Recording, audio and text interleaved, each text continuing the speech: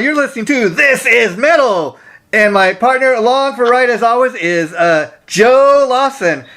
Joe is quite the metalhead, and today Joe and I wanted to talk about one of our all-time favorite artists, which is Alice Cooper. Alice Cooper is quite, as Joe and I were discussing, he's quite of a legacy act, quite legendary artist in his own right. And there's so many reasons to be talking about Alice Cooper, who is very much still very relevant after 50 years in the business. And if that isn't enough reason to be talking about the band, I don't know what is. But I will tell you, Joe, just to let people know how relevant this guy still is. I mean, just 2 weeks ago, he released a brand new album, which we'll talk a little bit about tonight, called Detroit Stories.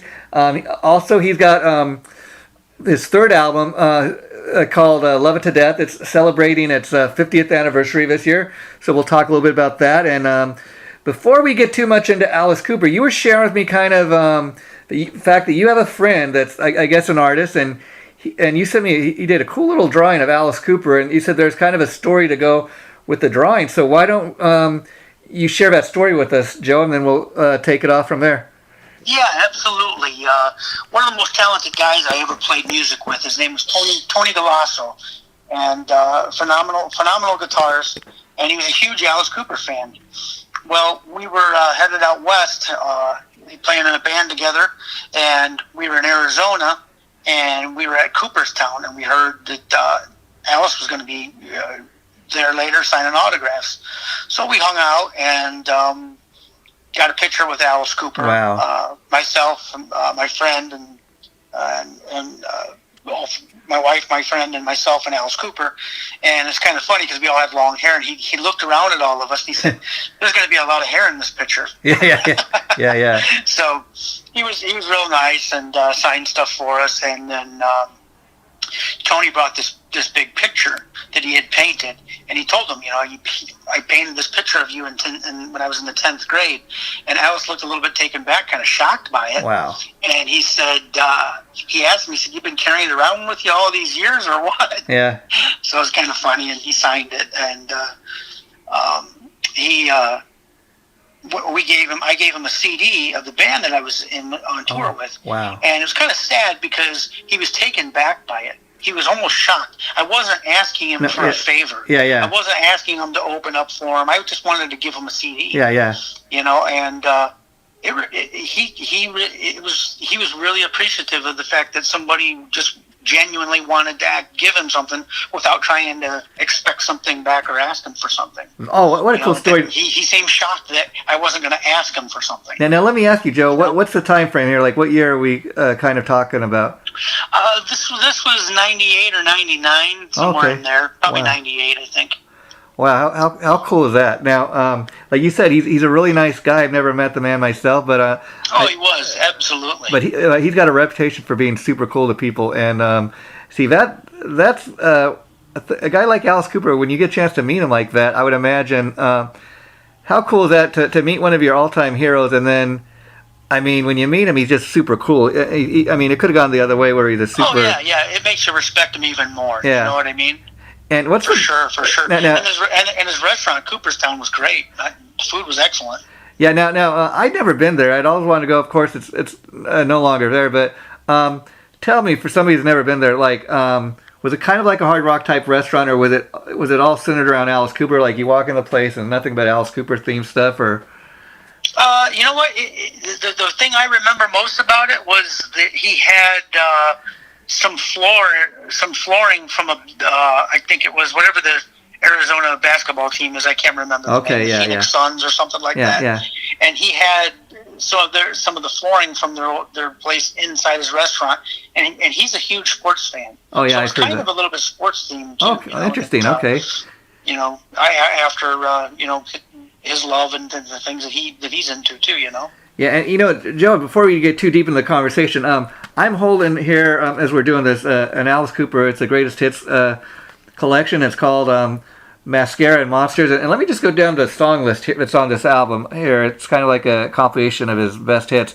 I'm 18, Is It My Body, Desperado, Under My Wheels, Be My Lover, School's Out, Elected, Hello, Hooray, Generation Landslide, No More, Mr. Nice Guy, Hello, Hooray, $1 Billion Babies, Teenage Lamont, Muscle of Love, Only Women Bleed, Department of Youth, Welcome to My Nightmare, I Never Cry, You and Me, How You Gonna See Me Now, From the Inside, Clones, and Poison. I mean, for a lot of people, I mean, the list could go on, but for a lot of people, I mean, that is the soundtrack to our lives as far as being an Alice Cooper fan.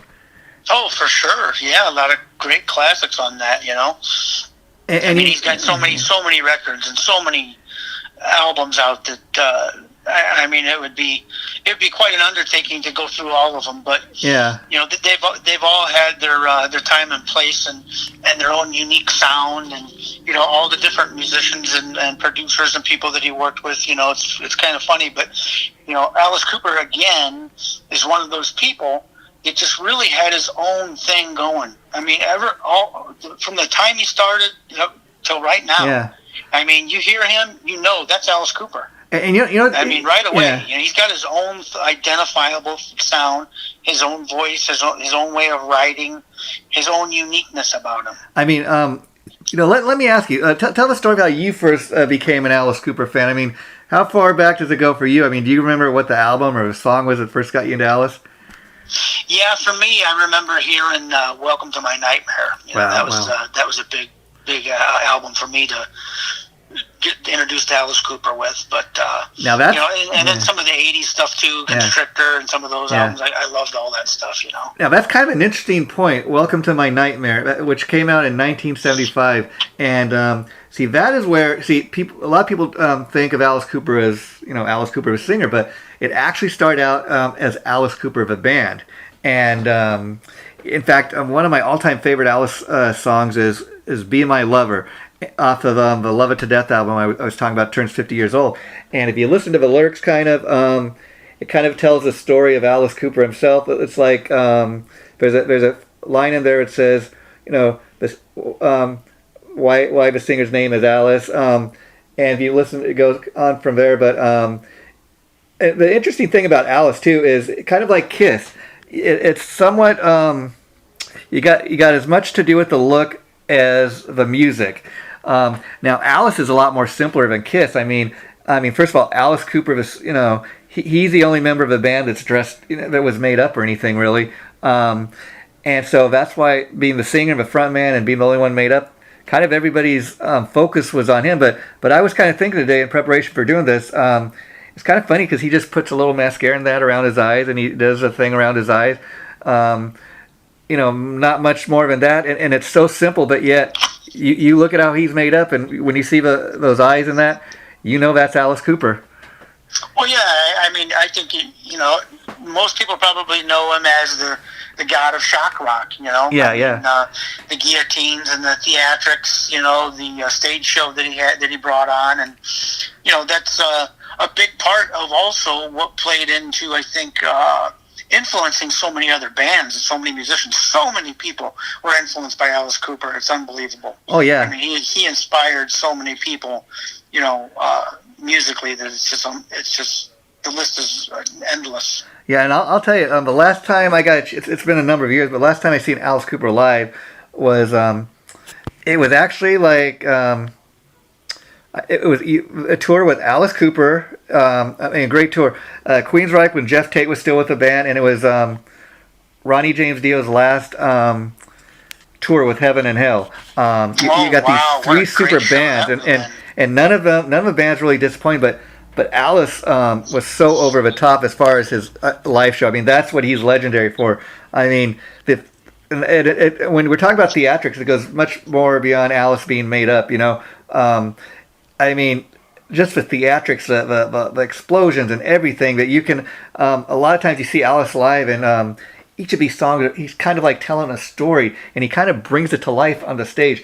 I mean, I just got to say, everybody's got to go to an Alice Cooper show at least once in their life before they die, because it really is like nothing you've seen. I mean, it's like the songs really come to life right before your eyes. Absolutely. You know, like I said, some of that older stuff was really cool that I got into too, with Welcome to My Nightmare. Of course, everybody probably is familiar with No More Mr. Nice Guy and the song 18 and Welcome to My Nightmare. But there's some other deep tracks in there that are great, like Only Women Bleed and Cold Ethel, Black Widow. Some of those are great songs. Welcome to My Nightmare. That's interesting that's when you got into Alice Cooper, because like I was saying, when Alice Cooper first is starting out, it's as a band, and then Welcome to My Nightmare comes out, and that's considered like his solo. At that point, the rest of the band left, and he got other guys to come in and do Welcome to My Nightmare, and from that point on, he was considered a solo artist. Right. Did you know it cost $600,000 to produce that record? I would not be surprised. What was his budget for that? Wow. And interesting. Let me ask you: have you ever seen? I got a DVD. It's pretty cool. My last budget was like $600. Wow. But have you ever seen the live Welcome to My Nightmare DVD that came out it came out at the time. I remember when the album came out, they had it on, I think it was on ABC. They broadcast it. It was called Welcome to My Nightmare. Like the album, but it was kind of brought to life, And if you're an Alice Cooper, no, I haven't seen it. I got to check it out. Yeah, I'll have to get you the exact title. And I'll kind of email you the info, Joe, later. But actually, it's called. You probably go on Amazon and even find it. But it's actually Welcome to My Nightmare, Alice Cooper Special Edition, the Nightmare 1975 TV special, and it's kind of like the album kind of come to life. And like I said, if you're into visuals and Alice Cooper, you'd love seeing this.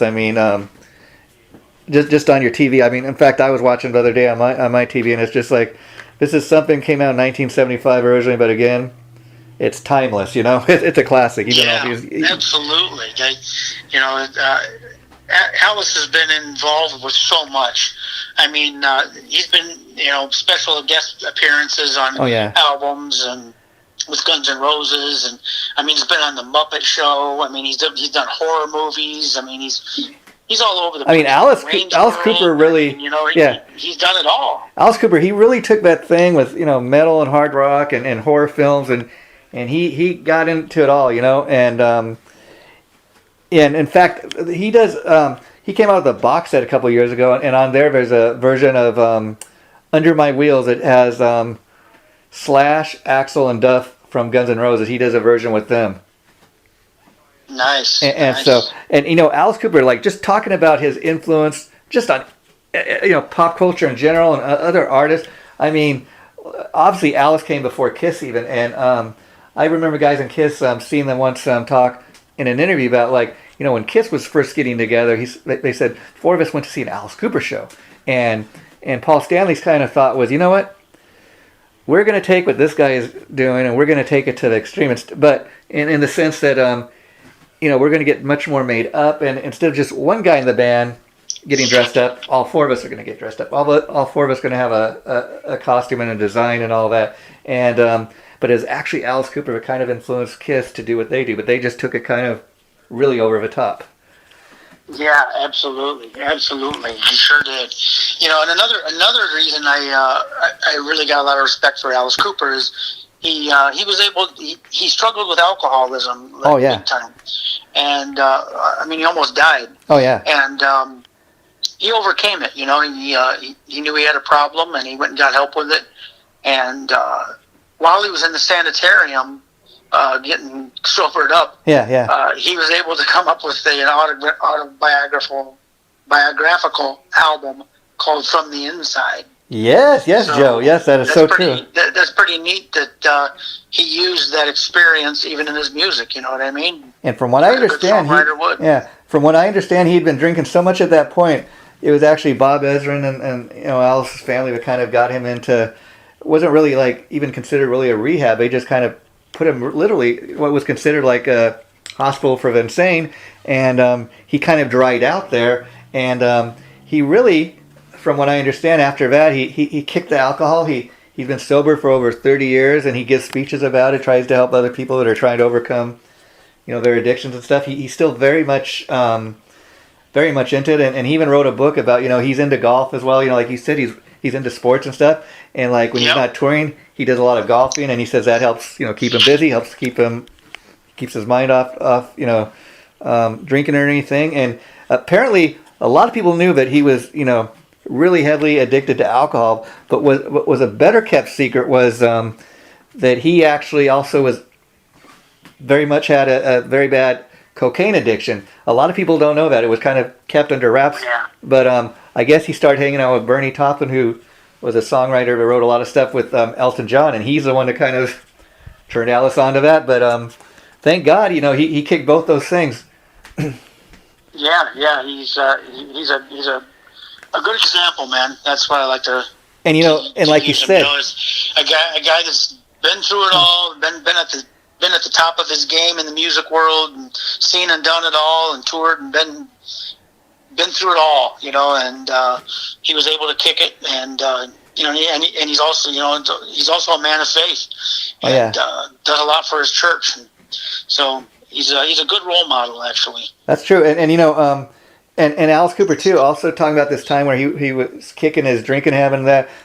When he was in the hospital, from what I understand, one of the songs that was on that album you're talking about, From Inside, is called "How You Gonna See Me Now." It's kind of one of Alice Cooper's probably first big kind of ballad type songs, and after "Only Women Bleed." And what he wrote the song, I've heard him talk about over the years about was when he was in the hospital, he was kind of thinking to himself, in the whole time that he'd been married to his wife, she'd only seen him really drunk. She'd never seen him really a day, sober or anything. And he's like, how is she going to see me now?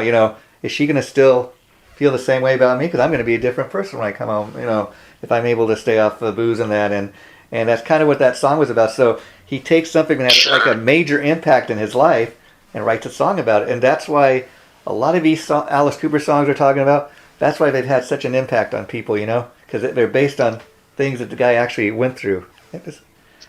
Absolutely. It's he writes what he knows and what he experiences, and from the heart.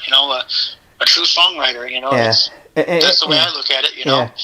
And you bring a couple great points about Alice. I mean, you were saying how he's had like, and you would imagine the guy that's been on the scene for 50 years.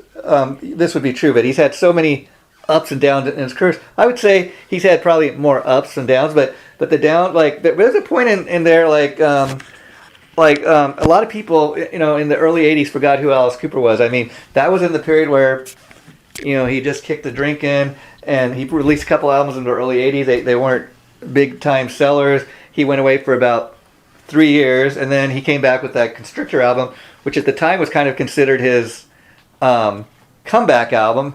And I love that record. And Kane Roberts on guitar and Kip Winger on bass on that. I mean, that's how cool is that, Yeah, and then Paul Taylor, the keyboard player, would also go on to form Winger with Kip. But see, that's another great point. Not just at that point, but all through Alice's career, his band has been a launching pad for so many people's careers. It's not even funny.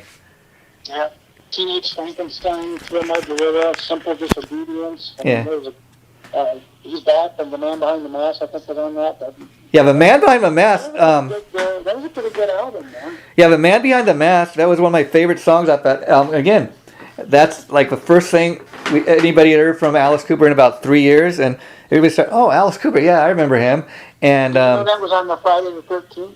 Yeah. And I thought, how cool is that, And now it'd take a couple more years for him to have a real big hit album. I mean, the real true comeback album is probably Trash. That's the one that had like House of Fire, Poison.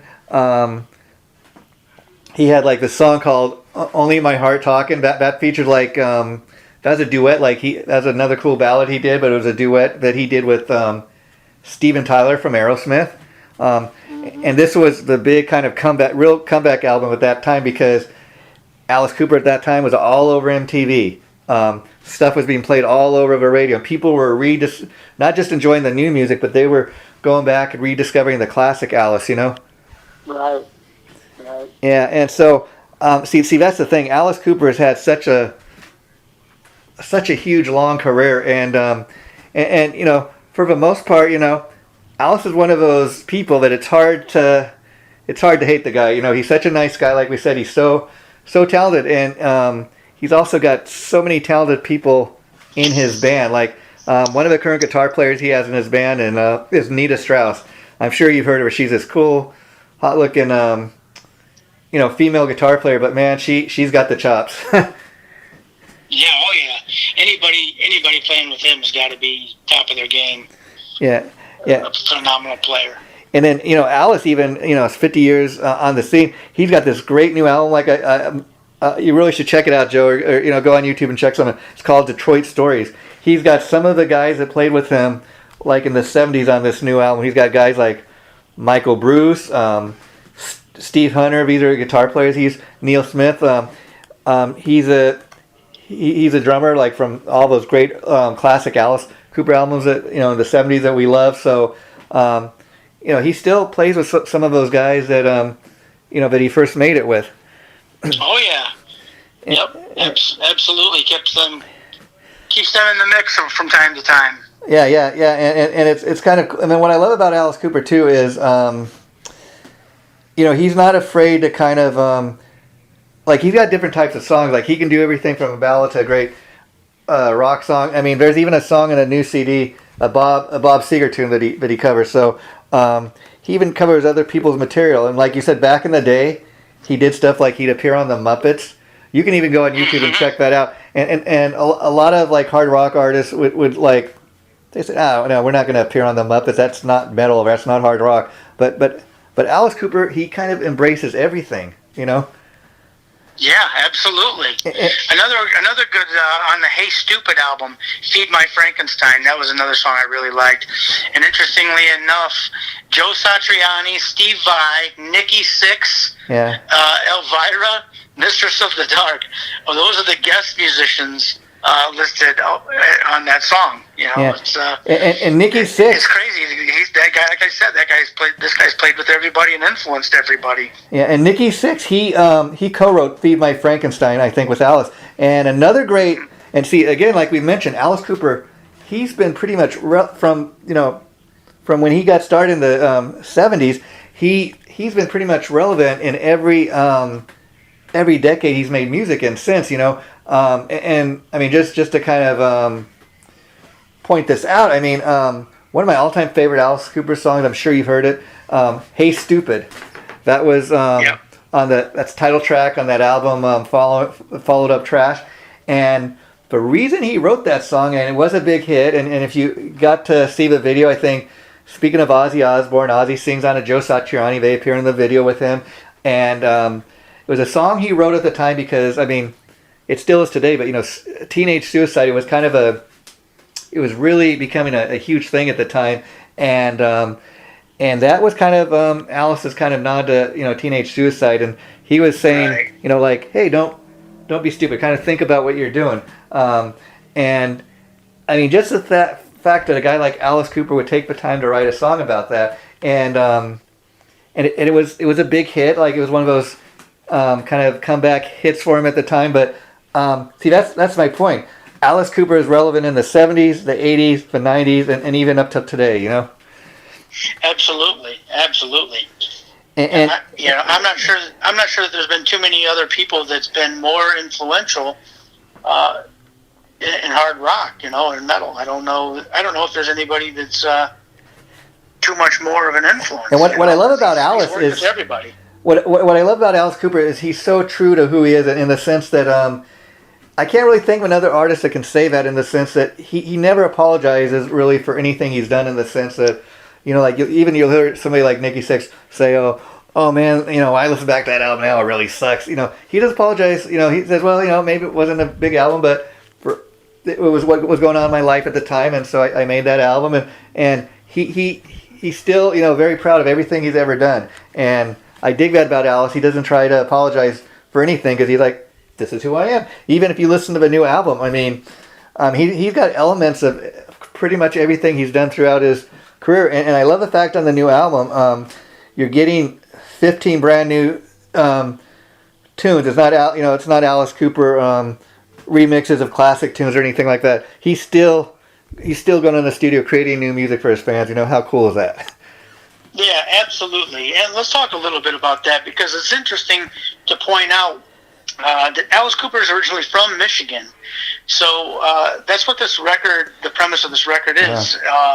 Kind of the music scene back then and what it was like growing up and playing in that music scene. And that's what this whole record's kind of a tribute to the it's called Detroit Stories, Joe. And I don't know if you got a chance to see the album cover, but it kind of looks like, it's got like these big skyscraper buildings. Then you got kind of those eyes we're talking about, those Alice Cooper, you see those eyes and you know that that's Alice Cooper's face. And it says Detroit Stories, Alice Cooper. So no doubt about who we're talking about here. But again, you just look at those eyes and you know it's Alice Cooper. And let me tell you, the other thing he did is he got people that were originally from Detroit. As far as the musicians, got like guys like, if you can believe it, Joe Bassamana. He's a kind of bluesy type of guitar player, but he's got Steve Hunter, who was originally one of the guitar players that he played with, back in the 70s. He has his original band, Michael Bruce, Neil Smith. He's also got Wayne Kramer. If you've ever heard of the MC5, he's a guitar player from that band. So a lot of cool cats on here. Yeah, absolutely. And I'm definitely interested in. I haven't had a chance to check it out yet, but I'm going to. Now, I don't know if you typically buy CDs, Joe, or how you listen to your music, but I would say I definitely buy CDs, and everybody else should too. Yeah. I definitely. I'm old school too. That way, that I still love to buy stuff, but I would say this would be an album really worth investing in. You get 15 new tunes, and you'll see there really is not even a stinker on the album. I mean. It starts off with this cool song, kind of just says what it is, rock and roll. Let's go down the list of titles here, and I bet just listening to some of these titles, you want to put this on. Rock and roll, go man go, Our Love Will Change the World, Social Debris, 1,000 High Heel Shoes, Hail Mary, Detroit City. Drunken in Love, Independence Day, I Hate You. Now, I Hate You, that's a tune to, you can probably go online, I'm not sure, Joe, and check that out, but I Hate You, that's one of the cool songs because you got all the guys in the original band. It's kind of like they talk back and forth throughout the song. It's kind of a cool, different type of tune, but it works, and it's pretty cool for what it is because you got all the original guys on there. Wonderful World, Sister Anne, Hanging by a Thread, Don't Give Up, Shut Up and Rock, East Side Story album version. And then, of course, we got our favorite producer back, Bob Ezrin, who's produced all those great Alice Cooper. He's been one guy that's pretty much produced Alice throughout his entire career. And he's got that magic sound. And, Bob Ezrin, he was making records with Alice Cooper before he ever did anything with, like, Kiss or Pink Floyd. But it was actually, I think... Kiss hearing what he did with Alice Cooper made him, when it came to the Destroyer album, wanting to work with him. So, again, Alice Cooper had a huge influence on Kiss, even just when it came to the producer they wanted to work with. Right. And I'm sure Joe, we've talked about, I think when we did our Twisted Sister episode, the fact that Dee Snider's been on the record about what a huge Alice Cooper fan he was growing up. And how could you not see that just in... the way Dee Snider got made up and Twisted Sister look and the sound. Right. But going back to their 1985 album, there's a song on there, Be Cruel to Your School, where I urge everybody to go on YouTube. You can check out the video, but it is cool where Alice Cooper appears in a video with Twisted Sister. Him and Dee are, throughout the entire video, they're like standing next to each other, they're singing the song. They go back and forth on the verses of the song, but it's just the song alone is cool. The video is super cool. I don't know why the video wasn't a bigger hit, but if you're like an Alice fan or a Twisted Sister fan, it's a cool video to see. And then the song is cool. But could you imagine being Dee Snider and then you get your hero to play on your song? How cool is that? Oh yeah, I mean, very cool. And see, I love, Alice Cooper's such a cool guy that he would do something like that. And you were talking about how Alice has done many other things than just being a great singer. He is one of the first guys to like he has I think a radio show he calls Nights with Alice Cooper. He's been doing that for several years on the site, and And again, a lot of it got he was wanting to talk about how, he was friends with Jim Morrison and Jimi Hendrix and all these other guys early on, and kind of talk about all the things he's seen, throughout his life and career, and people dig listening to it, Oh, I do too. Absolutely. Yeah, I love listening to that show, and the guy's lived 1,000 lifetimes. It's fascinating to listen to him talk. If you've ever get a chance to listen to him talk on the radio show, you'll quickly find that he's like this walking dictionary. I mean, he's actually very intelligent. Oh yeah. He's got not just from his own personal experience. The guy's very educated. He's very sharp, and for somebody that's done so much damage, in his life with drugs and alcohol, it's remarkable to see, how coherent and how intelligent he really still is. Yeah. And what I love about him too, like we're talking about, he always has very talented people playing in his band, and you would think a guy like Alice would be this huge egomaniac, but he's not. I mean, I recently saw something, in support of a new album that he recently did something online, one of these streaming things where he had a live Q&A with him and his band, and but it wasn't just Alice Cooper doing it. He had his whole band there, and they got to take part in, and Alice always speaks very complimentary and high of all the people in his band, and I dig the fact that he feels comfortable and confident enough that he can kind of share the spotlight with the other guys in his band. I mean, it is called Alice Cooper, after all, so no need to shine a huge light on Alice Cooper. We all know that, but I think it's cool that he's got that kind of ego. Absolutely, and to further corroborate that statement there, that sentiment, is the fact that he was on an opening act for Motley Crue. Alice Cooper was an opening act for Motley Crue's final tour for 2014-2015. I remember, yeah.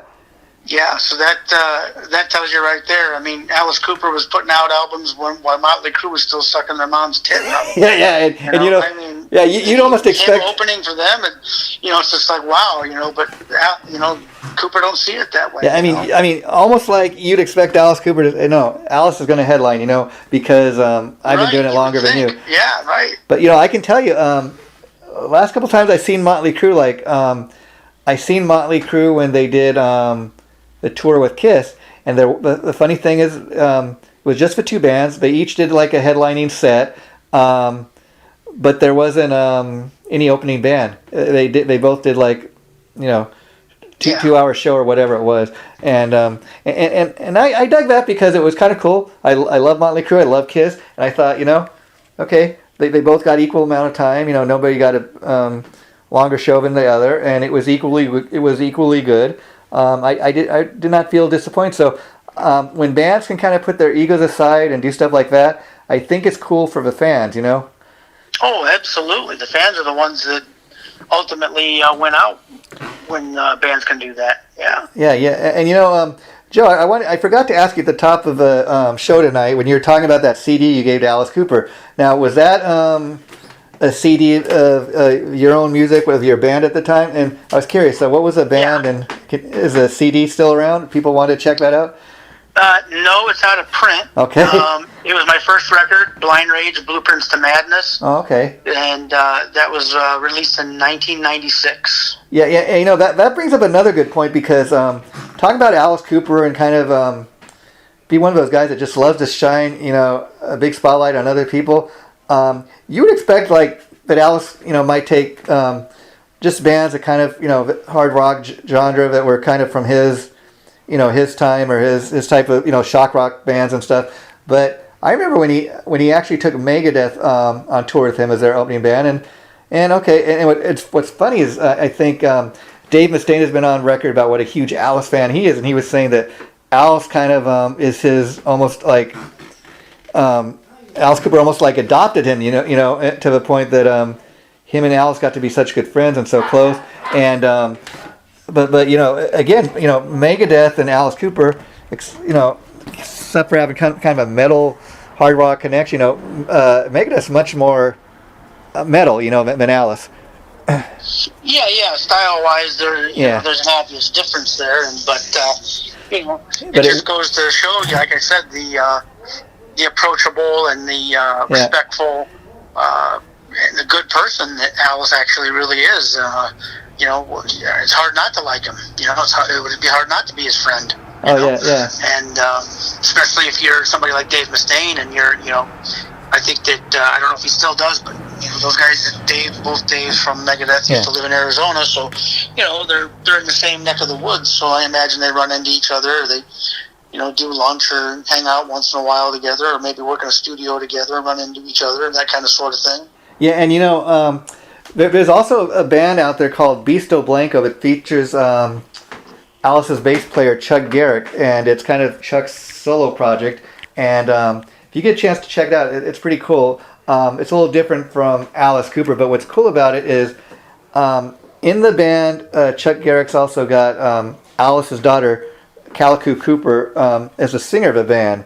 And they on one of their albums, they actually covered Feed My Frankenstein.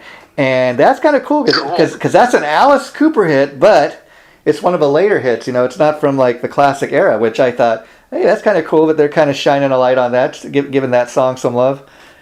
Well, it's not considered classic by us, but yeah. The younger generation considers that classic. I mean, from the MTV generation, so to speak, and even like you're saying, you know, into Wayne's World, you know, that's where that's also featured. And Alice is just kind of, you know, he's got talk about influence. I mean, he of all people, if you can believe, Poison covers Alice Cooper. They covered the song "I Never Cry," which again is a great Alice Cooper ballad from back in the day. But you know, just amazing the reach that guy's had, and just the influence. You know, we could go on for days, but you know, even kind of think about that. So Alice Cooper for you know, when he was really big in the 70s, there was no MTV at the time, and then kind of think, you know, because if you think about Alice as a songwriter and all the great songs he has, can you imagine when he finally had the ability to make a music video, kind of just what that was like for him, the creativity, and he's one of those artists that kind of he went with it and ran. If you look at any of those videos from that time. Oh yeah, absolutely he did. Did you know also that Alice Cooper for a while was briefly hooked up with Raquel Welch? I had no idea, but you know, again, I've read stuff over the years where Alice Cooper he's met everybody, and he had encounters with everybody from like the Bee Gees, George Burns of all people, Vincent Price, John Lennon. I think even Elvis Presley, I heard he met him years ago before he died. And again, it's just kind of amazing that the reach Alice Cooper's had. And I'd actually heard on the box set he actually did like a recording with the Bee Gees. I mean, it's nothing that was huge, but it's kind of one of those rare tracks, and it's kind of cool to know, you know, that that's out there. Yeah, absolutely it is. Something else interesting that Alice mentioned, that he's not going to let Mick Jagger beat him. You heard about that? He said Mick Jagger's 6 years older than him, and he's on an 18-month tour. He's 6 years older than me, so I figure when he retires, I have 6 more years. I will not let him beat me when it comes to longevity. Yeah, and you know, Alice is at a point in his career where he could really say, okay, you know, I've got a good enough body of work where I could just stop making music, but he hasn't done that, and I love that. And I mean, up to this new album, Detroit Story, really, you got to check it out, Joe, if you're an Alice fan, because it's got everything from like this could came out any area of his music, and it's just from top to bottom a great album, and you could really hear that he took the time. He didn't just go in and just, you know, in an hour. Okay, we got 15 great tunes. You could really hear the heart and soul and what went into creating the new album. He's already talking about, okay, what he's going to do on his next album. He's like, we got this album out, and I've decided, you know, that the live band I've had like for the last 10 years, they're a really great band. We're finally going to do an album with them. And he's talking about we're gonna find an arena. We're gonna record it live in an arena somewhere, and it's gonna really have a live feel to it. Nice.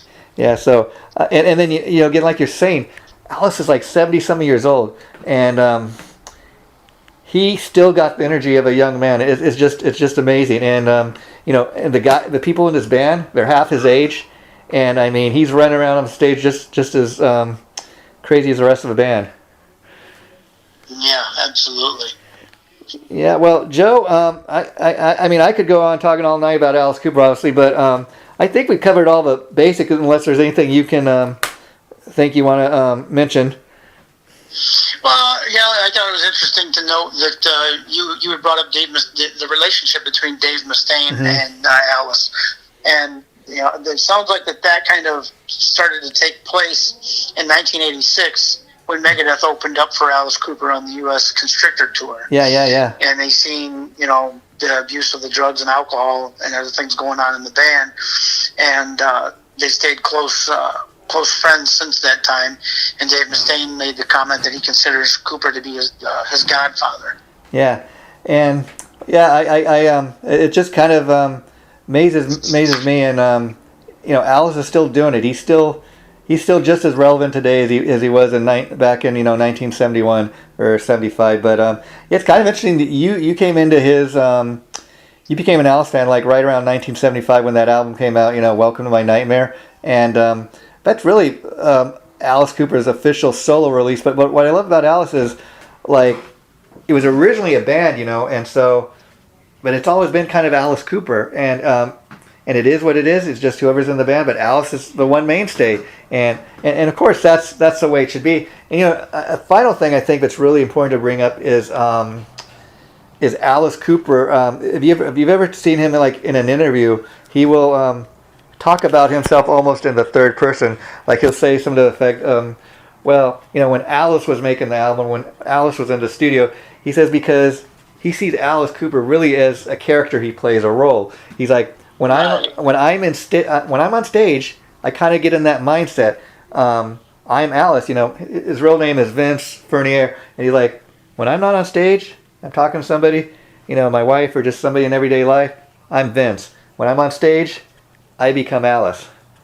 And he says it's almost like a dueling kind of personality, and I really, to kind of keep my sanity, I got to have that mindset that when I'm on stage, I'm Alice. When I'm at home, I'm not. Right. But exactly. Could you imagine having to prep yourself to get on stage? Okay, go into Alice mode. This is what we're doing. Well, you know what? I would say that it's very similar to being an actor. Mm-hmm. If you talk to the guys off camera from the Three Stooges, they don't act like that.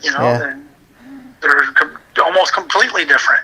Yeah. And sometimes you'd be really shocked or really surprised, rather, that who people really are versus what you see on camera. Yeah, I think the only thing that kind of made the Three Stooges, because I love the Three Stooges myself, but I think what kind of made that work was that some of the guys were actually, they were related. They were actually brothers, and so you kind of have that kind of real life thing to go with that. But So it's now let me ask you, Joe, because we've been talking.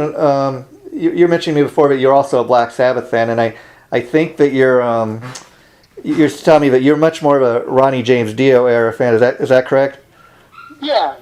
That's just my personal flavor, and then stuff against Ozzy. I love Ozzy, but I prefer Ozzy solo. Yeah. That's kind of how I am, and it's kind of interesting. We just posted our the Randy Rhoads tribute we did a few weeks back, and so people can also check that out. That's currently up, and as far as that goes, I think those two albums he did with Randy were just super. Blizzard of Oz and Diary of Madman. I kind of lean a little more towards Blizzard of Oz, just because that was like the very first taste we got of Ozzy after Sabbath. But another thing, I urge you to go on Amazon if you're a big Ronnie James Dio fan, because you can get both. They just came out last week with the deluxe edition. It's like a 2 CD set of Heaven and Hell is one, and then the second collection is Mob Rules.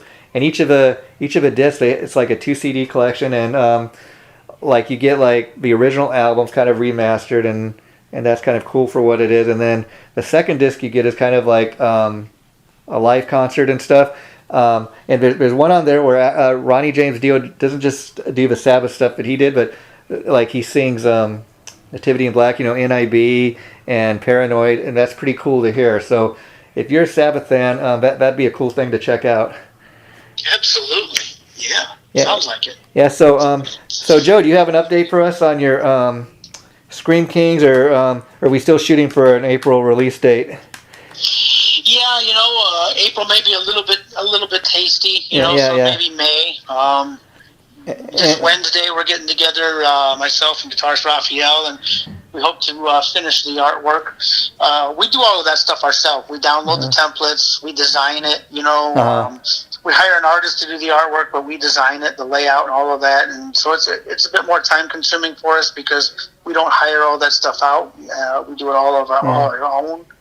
So, hopefully if all goes well, we'll have all of that done Wednesday, and by this coming weekend, we'll ship it off to get pressed to disc, and it will be available as a digipack. Yeah, just to give you folks listening to this tonight something to look forward to. Joe shared with me that we're going to help him do a little promo for the Scream Kings album when it comes out. He's agreed to do an interview with me for This Metal. Of course, we're going to co-host that together, which should be fun, talking all about Joe and his new album and his band. And we got a couple other things in mind for you, but we'll leave a little something to be surprise for. So we have that to look forward to, Joe. And thanks for doing this, Joe. I really enjoyed talking to you about Alice tonight because he's one of my all-time favorites, as you can see. And my pleasure. Can you imagine a world? I mean, I guess eventually we're going to have to, because he's getting up there. But I tell you, look at Alice Cooper, and you would never believe he's in his 70s. He does not look. It's crazy to see that guy at 73 years old still going out and putting out albums and still even touring. And it's amazing. That's unbelievable. That's awesome. What a great role model. And I think part of the reason for that maybe is the fact that he's now been sober more than the years he drank. Thank God. But